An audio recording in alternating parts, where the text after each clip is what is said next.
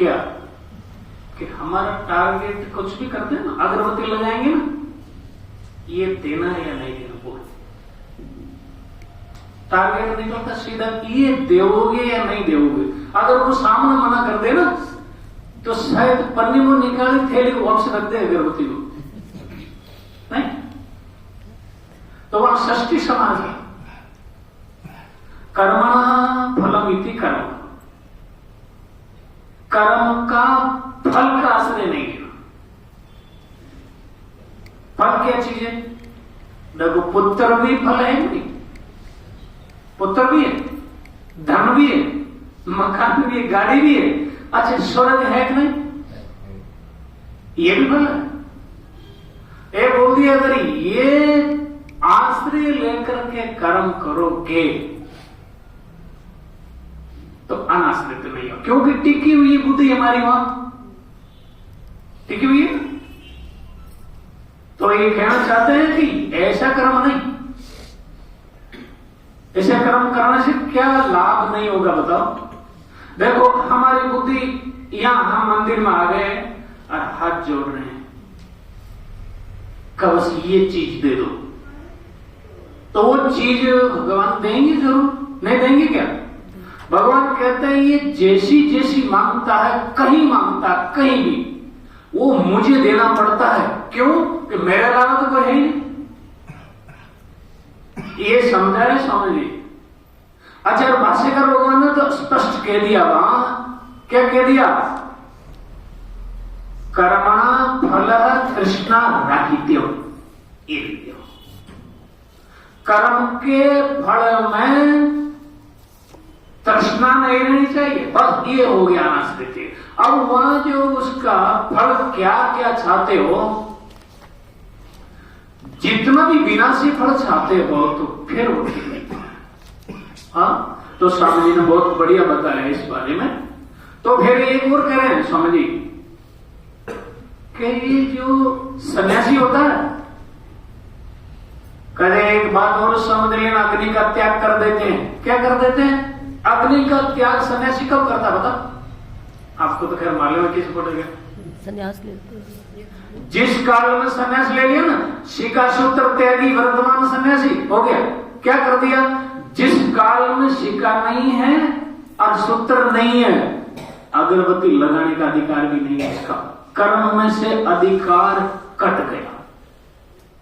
अग्नि संबंधी कोई कर्म नहीं कर सकता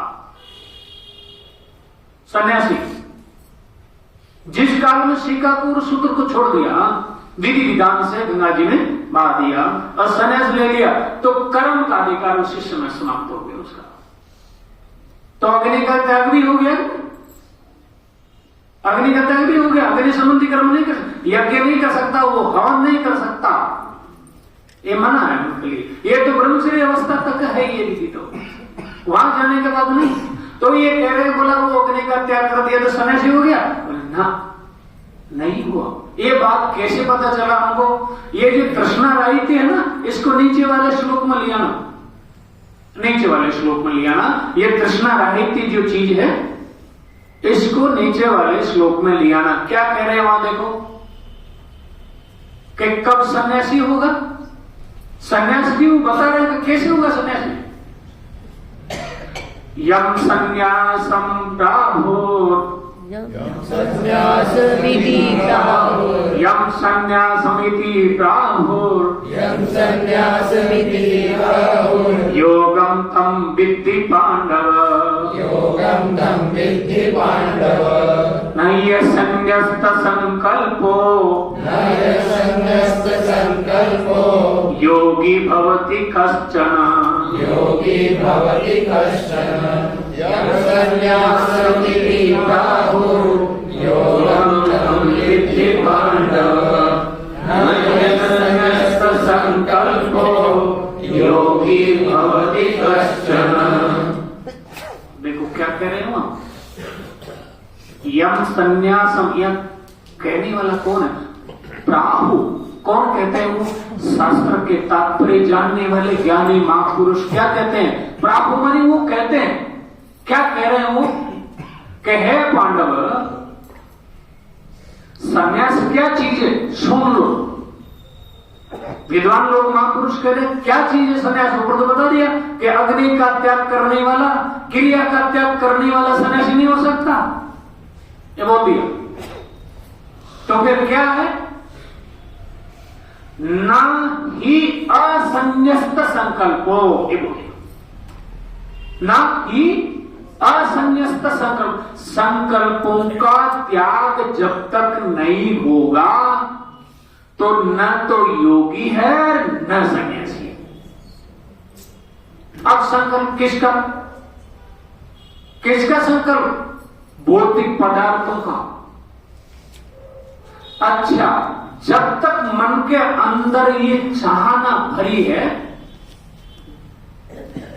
तब तक सन्यासी नहीं हो सकता, क्योंकि मनोवृत्तियां रात दिन मैल बनाती है, ये कर लो ये कर लो ये कर लो, पर ये नहीं हो सकता। पर ये कब छूटे। अच्छा, यह कर्म को और सन्यास को दोनों को बराबर महत्व दे रहे। सन्यास और ये जो फल के रहित कर्म करना, ये भी इतना ही बड़ा है, कम नहीं है सन्यास से।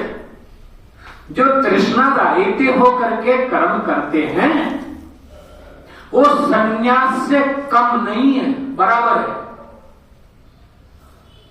कर्मयोग और कर्म सन्यास दोनों की बराबर यहां स्तुति करें, कहीं कम नहीं है। क्यों, अब फल की इच्छा नहीं करने वाला कोई व्यक्ति सन्यासी से कम नहीं हो सकता। छोड़ दिया उन्होंने सब कुछ, क्या चाहिए। अच्छा, सन्यासी भी तो वही छोड़ता है, क्या करता है, केवल ये पर्दा जरूर पहन लेते हैं, कपड़ा पर्दा डाल लिया, बाहर कर लिया, संसार से अलग मान लिया थोड़ा, भाई बस यही कर्तव्य हमारा। पर मूल बीज तो वहां है, संकल्प जब तक नहीं छूटा तो सन्यासी नहीं है। अब की बात तो ये है, हाँ। और वो कहते हैं वो योगी है, कौन, संकल्पों का जिन्होंने त्याग कर दिया है वो कौन है, वो योगी है। और वो सन्यासी भी आप कह सकते हो। अच्छा, ये भी कहेंगे कि जो फल के त्यागी को जो फल प्राप्त होगा वो सन्यासी को भी वही होगा, दोनों को एक प्राप्त हो सकता, इसमें कोई संशय नहीं है। कर्मयोग और सन्यास योग, या सन्यास से लेना त्याग, सन्यास से यहां तात्पर्य लेना त्याग। अब त्याग के द्वारा ही सब कुछ प्राप्त किया जा सकता है, त्याग के बिना नहीं। और वो त्याग किसका, बाहर का त्याग सब कुछ कर देंगे। बाहर का त्याग कर दिया, क्या क्या किया बताया, घर छोड़ दिया। घर नहीं छोड़ा जा सकता, बाहर से छोड़ सकते हैं। आपने पहले मैं एक बताया था, 3 प्रकार का जगत बताया था, आपको मालूम है, याद है थोड़ा थोड़ा। 3 प्रकार का जगत होता है, अगर किसी को याद है तो बताओ, नाम बता दो, शायद भूल गए होंगे। ईश्वर जगत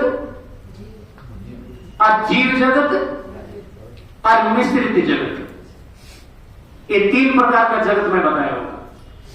अब 3 प्रकार के जगत में बाधक है जीव जगत। अब ये जीव जगत का जब तक त्याग नहीं होता, चाहे गृहस्थी हो चाहे सन्यासी हो, वो त्यागी नहीं माना जाता। हाँ, ईश्वर जगत क्या है, ईश्वर जगत मानी ईश्वर ने जिस जिस चीज को बनाया है वो जीव नहीं बना सकता। आकाश, वायु, तेज, जल, पृथ्वी, ये जीव बना सकता क्या? अच्छा, आपकी आंख जीव बना सकता, कान बना सकता, नाक बना सकता, क्या शरीर बना सकता जीव? ये इनका हाथ में नहीं है। हाथी से लेकर के चींटी पर्यंत जितना भी शरीर संसार में दिखाई देता है वो ईश्वर करता है, जीव करता नहीं है। ये ईश्वर की रचना, आप बोलो इसका त्याग नहीं किया जा सकता। आंख आपने दिया है ईश्वर, आप आंख का त्याग कर सकते हो या नहीं? कान का कर सकते हो क्या?